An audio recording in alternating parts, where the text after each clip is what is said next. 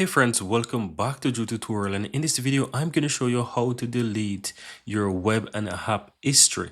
So what this basically means that whatever you're doing with an app or whatever you're doing with over the web, let's say websites that you're visiting, whatever accounts that you logged into, whatever it is that is recorded under your Google account, you can easily delete this. And it's called your web and app activity, and I'm going to show you how to find this and how to delete it. So what you want to do, once you're on google.com and you sign into your account, click your profile in the upper right hand side and click manage your account details.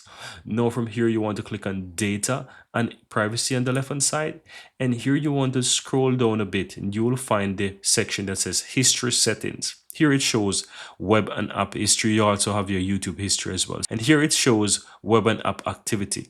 Now go ahead and click on that and you will see this section here up here where it basically shows you all those different Google apps, and you can click on view all, right? You can also click on a single one if you want to see that specific history or activity, but in this case I'm going to simply click on view all.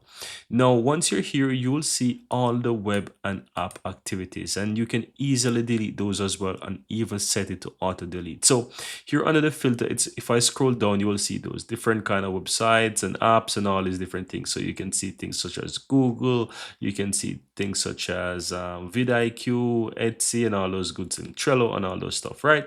Now in order to delete that, you want to go ahead and click the delete right towards the right hand side where you have the filter by date and product. So you can go ahead and you can either filter that or you can search it, but to delete you can simply click delete drop down, choose to delete last hour, last day, all time, custom date and range. If you want to do a custom date and range, you can do it like that as well.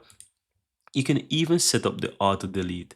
So as you can see, it says auto delete activity older than 18 months. You can switch that to whatever. So you have 3 months, 18 months, 36 months. You choose whatever you want, and then you'll be able to delete that. You can also choose don't auto delete any activity. So you can choose that option as well. Now, once you're comfortable with whichever option, then you can either delete or schedule that delete if you want, or stop those delete from happening.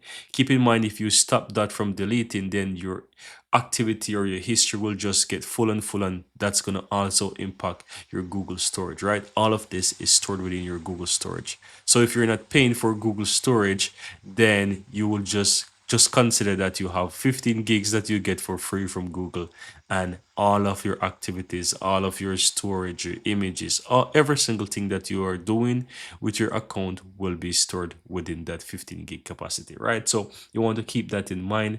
But this is how you easily find your web and app activity, and that's how you delete your web and app history. So think about this, guys. I really hope you found some value here, and if you do, don't forget to give this video a like. Let me know in the comments below if you have any question. Hit that subscribe button, and thank you guys for watching, and see you in the next video.